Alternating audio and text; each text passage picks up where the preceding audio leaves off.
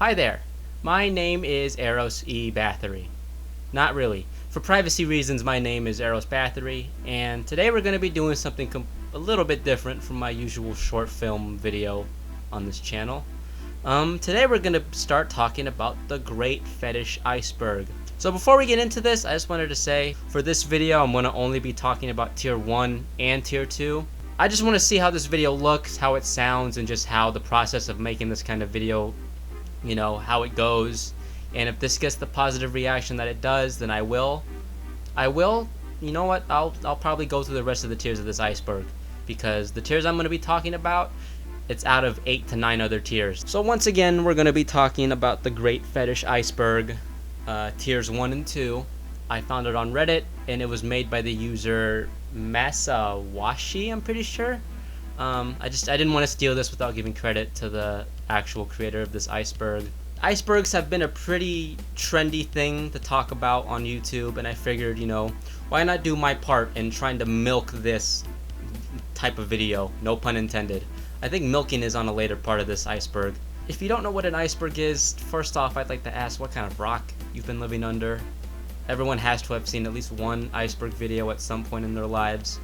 If you really don't know, and just for the sake of convenience, an iceberg is like a really good way of organizing a topic. It could be about a movie, TV show, music, just about anything, any kind of topic. And the way you would sort an iceberg is the most well-known or the most tame parts of the topic you're talking about are on the surface level, because obviously iceberg analogy. And then the deeper you go, the more weird, the more obscure, or just downright horrifying the topics get. Given what I'm about to be talking about today, I have a feeling it's going to be a hybrid of all three if I do wind up talking about the rest of the tiers on this iceberg.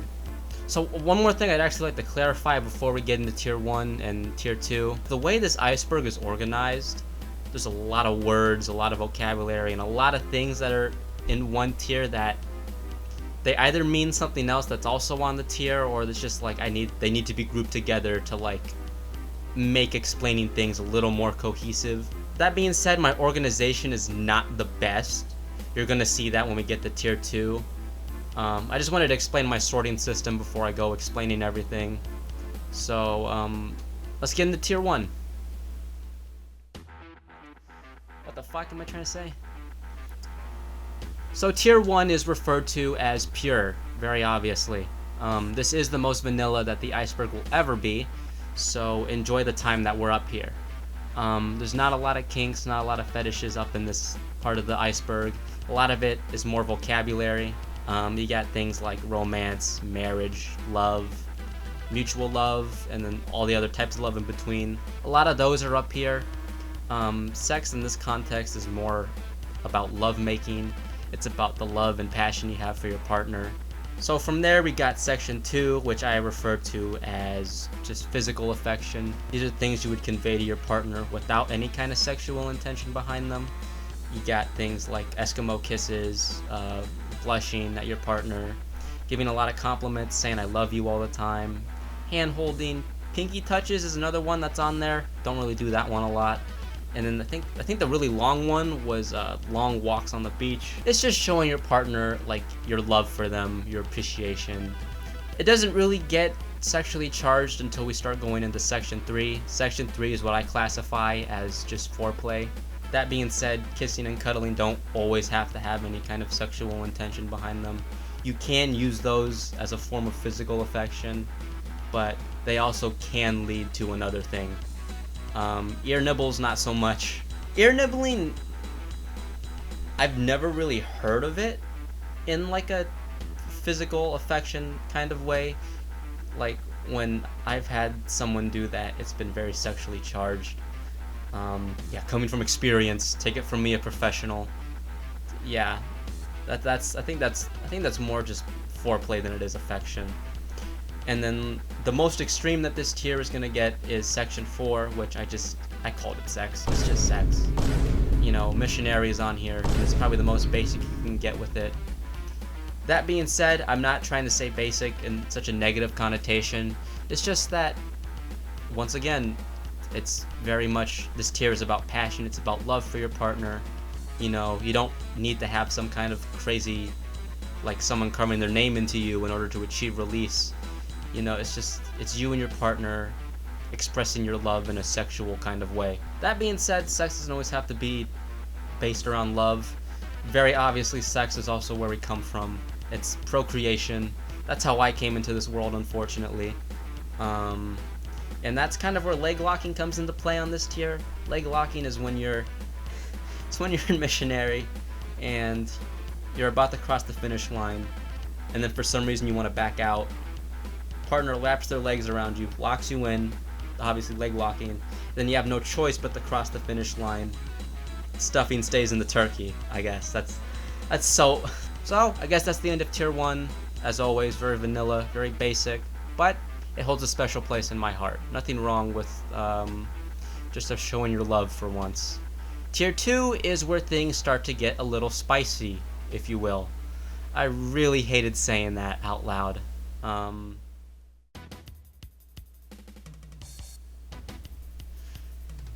You're gonna have to bear with me here for the name of this tier. Technically, I can say it, being an extremely gay man myself, but for the sake of not wanting to end my career as soon as I start it, we're just gonna call this tier the normal homo, or normal gay man, dude man. This is where things start to get a little fucky. I'm really sorry if the way I explain things from this point onward is really bad, but just bear with me here. Also, before we get into this, I'd like to say that from this point onward, I will not be clarifying whether or not I had to research these certain topics or if I just know these from the back of my head. So, have fun with this little guessing game. So, section 1 of this tier is more vocabulary. We got words like androgynous. Androgynous is where I want to say it's gender fluid, but I don't want to disrespect any gender fluid members of the audience. It's where you can like go from being feminine to being masc. That's how I describe it. I could be very wrong about this. In general, in this tier, I could be wrong or just really generalizing a lot of things. I apologize in advance. Next bit of vocabulary is sweater puppies. It's just boobs. It's another slang for boobs. Next, we got race queens. This one is a little bit funky to explain. In those drag racing movies, you got the really hot chick that like flags the cars to go, or you just like in general it's a hot chick you'd see like posing on a car and whatnot. That's what I've like gathered racing queens to be, but I could be wrong. If someone knows what that is or if they're actually into that kind of thing, if I'm right about this, please confirm that with me. This one was one I was really unsure about. And then finally we got unusual pupils. This one I don't really have a good grasp on either. You could say it could be like a fixation on crazy eyes or something, or like I guess like if they're in like a trance state, like oh, this chick, her pupils are dilated as fuck and it's turning me on, dude. Like that's what I've gathered like unusual pupils to be, but I could be wrong about it. So that's the end of section 1 of tier 2. That was vocabulary once again. Now we move on to the foreplay part of tier 2. You got things like dirty talk, lingerie, erotic massaging, clothes ripping could classify as foreplay, I guess. And then we got the strip tease and the lap dance. All pretty self-explanatory. These are once again just more appetizers before you get to the main dish. So after section 2, section 3 is what I referred to as, it's just cum. It's cum and what you can do with it. For any of the children in the audience, I'd like to apologize if you've stumbled across this video and for some reason stayed this far into the video. It's the magical ice cream yogurt thing that comes out of a man when they've crossed the finish line. A lot of the things you can do with this is, well, you got the cum shot, which is where it just shoots out, and then from there you can do a lot of things with the cum shot. You got the cream pie, which ties back to the leg locking. It's where you finish in someone. That being said, cream pie can be very general. You can do it in in your partner vaginally or anally, depending on the partner, or you can do it in their mouths. And then an offshoot of that is facials. It's where you spread your seed all over their face. And then an offshoot of that is bukkake, which is a facial, but you have multiple people spreading their seed across your face. I'm a very mature adult. I would like to mention that I'm also turning 20 next month, and I'm gonna not be immature about talking about sex and the other topics therein. Section 4 is what I refer to as toys. So the first part of Section 4 is classified as human-shaped dildos. I know further along, like one of the tiers later on is like non-human shaped, but it's funny to me to like separate it like that. Like, yes, we have the Moby, the 3-foot but human shaped dildo, and then we got just everything else underneath it. And then I guess an offshoot from that would be the vibrator, which doesn't have to be penis shaped, but it's still very phallic in nature. It vibrates. Sometimes a vibrator has a little additional bunny thing that elevates the experience when you're using it. The way I'd look at these two together is, all vibrators are dildos, not all dildos are vibrators. The way this one was spelled on the iceberg was CHOCK, so I decided to just bring these two, put them together. This is probably one of the most iconic things you'd see someone wearing. I think I have it. I'm not going to elaborate. Next we have Section 5, which is other forms of pleasure. You don't always have to have sex in order to sexually pleasure someone. This section is also the first time we're going to be doing what's called subsections. There's a lot that goes under a specific section. The subsections for this section is like hand and other bodily parts to derive sexual pleasure. You have fingering, which is usually for the receiving recipient. And then we got tit fucking, which is self-explanatory as well. Usually someone who's very, very blessed uses their blessings as a form of sexual pleasure. And then for the males, we have the hand job. Everyone is in my house right now as I'm trying to record this video. Subsection 2 of the other forms of pleasure is just mouth-based sexual pleasure. You got the rim job, which is usually given to a male. It's where you're using your tongue around their asshole, and it's a form of sexual pleasure. Unfortunately, God gave men the unfortunate G-spot in the ass, so you could see how this could be a really, really good form of pleasure for men. From there, we get the iconic, just cunnilingus. I think in general, tongue play would be classified under this subsection. And then you get what's referred to as the peace sign. It's not a sexual act.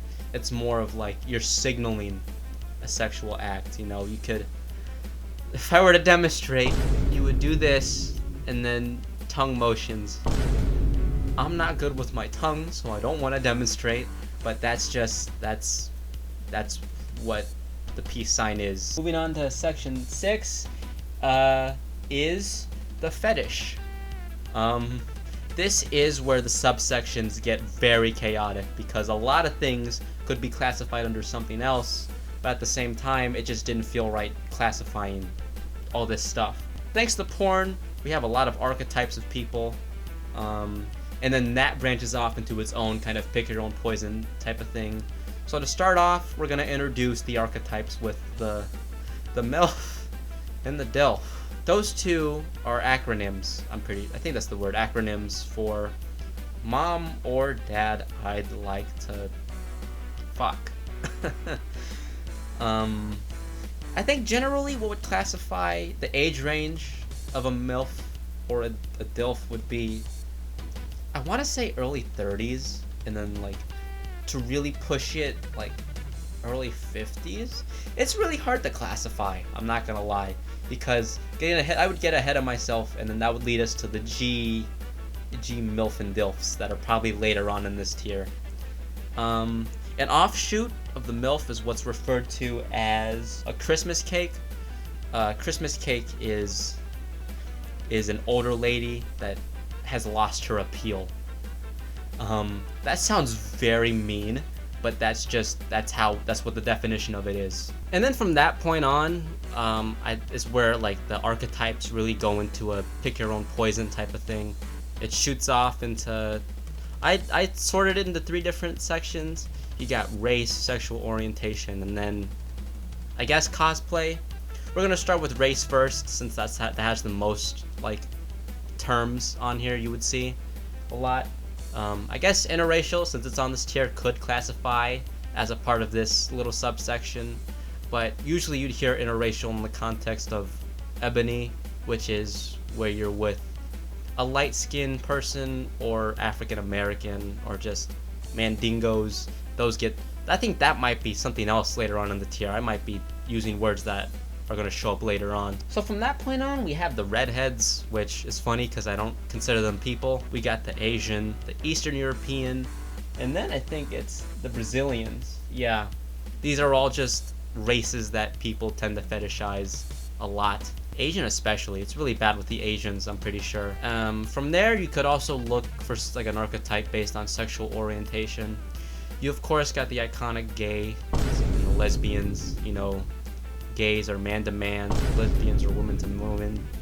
And then the offshoots of that are femboys and tomboys. I'm saying offshoots because like the way you would classify those is a little weird. You can have 2 femboys, and then for some reason it's considered straight. But you could also have a femboy with a really dominant woman or a really masculine woman. And then the tomboys are the opposite of a femboy. It's a woman that looks heavily like a man, or just has a lot of masculine traits.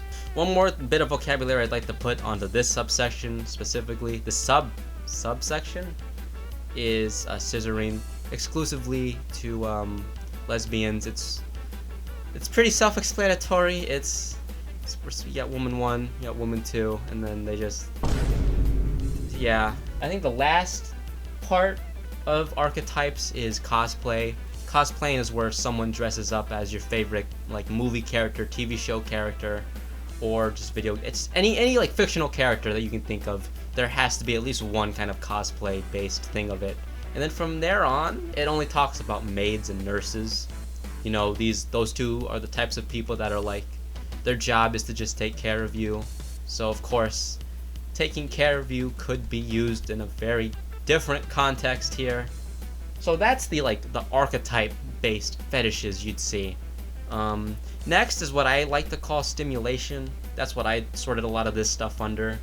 You got butterfly kisses. Butterfly kisses are when you're like brushing someone, a part of their body, with your eyelashes. The next term on this little subsection here is nape.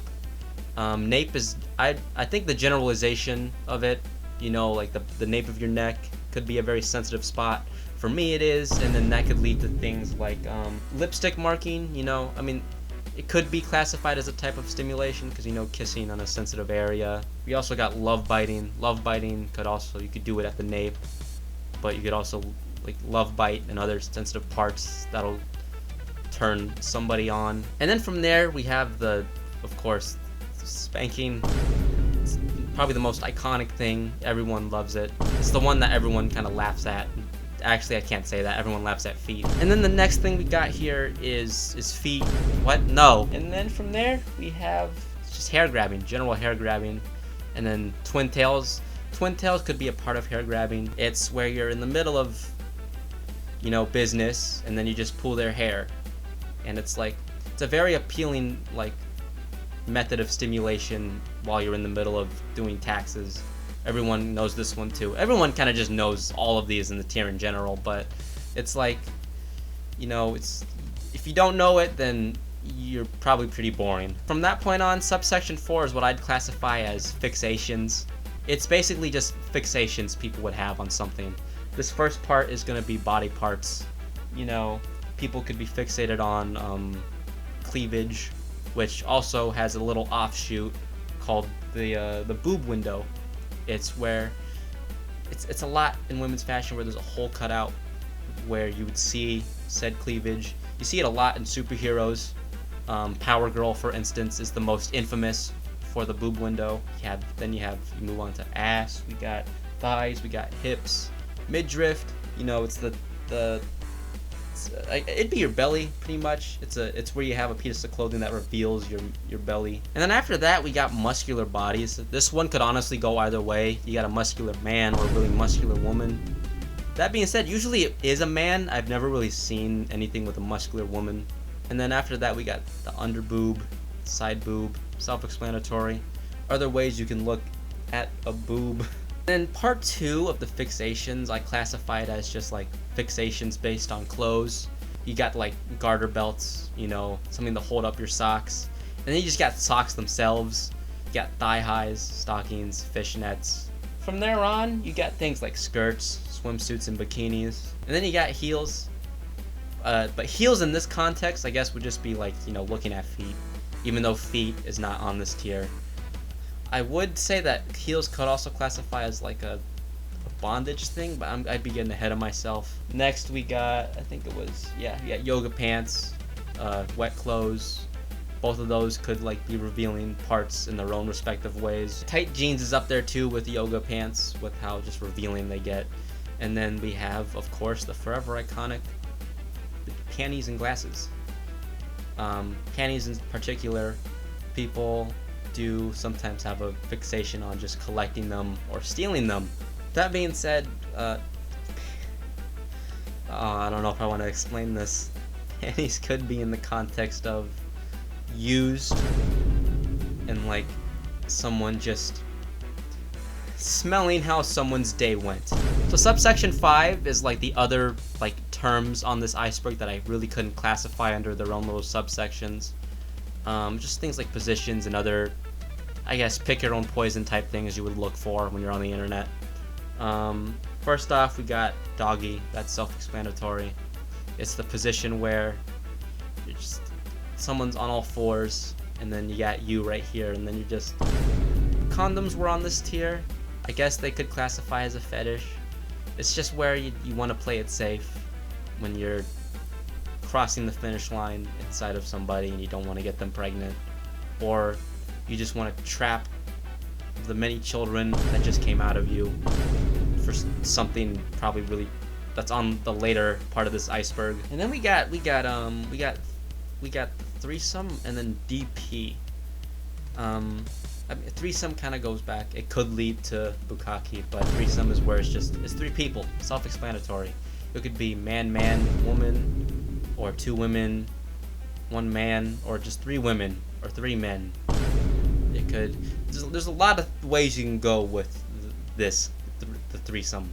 And then DP classifies as part of an offshoot of a threesome. It's where usually if it's like 2 men and a woman, or a man, another man, it's like the 2 men are in completely opposite entrances of the person that is receiving. And then from there on, the other term of this subsection is amateur. Amateur is a little weird. You see the word thrown around a lot, but usually you don't know what it means. For me, I would say it's like someone doing these things, but like not getting paid. Like they can be like, you could be recording some chick in your college dorm, or just someone like a model or something, and they're doing it willingly. They're not doing it for money or anything, you know. They're just doing it, I guess, for recognition. It depends on the person. After that, we have anal. Everyone knows what that is. It's where you're in the asshole of someone, man or woman. I was originally gonna put it in with the gays, in like the archetype subsection, but given how like you could go either way with it, it doesn't really, it wouldn't work. After that, we have the POV and then the PIV. POV is the point of view of, usually it's of the male. You know, you're seeing the action from the perspective of the man. I mean, I guess you could do it like as a part of the woman, but I think the woman POV is where PIV comes in, or it's referred to also as X-ray. It's where you're in the perspective of the inside of a person, and you're just watching the man go in and out of a body part. That one's a little on the funky side. That's probably the most funky that this tier gets, but I don't want to really kink shame anybody. So that was tier 1 and 2 of the Great Fetish Iceberg. Once again, I apologize for how sloppy it was. Despite that, I did have a lot of fun making it. If you really do want to see me do the rest of the tiers of this iceberg, please feel free to comment, send positive reception my way. Share this video to friends, only friends, not family. Please don't send it to family, for the love of God.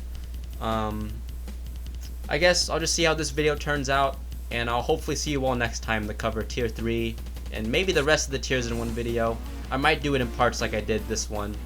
We'll see. I don't really know how to end this video off.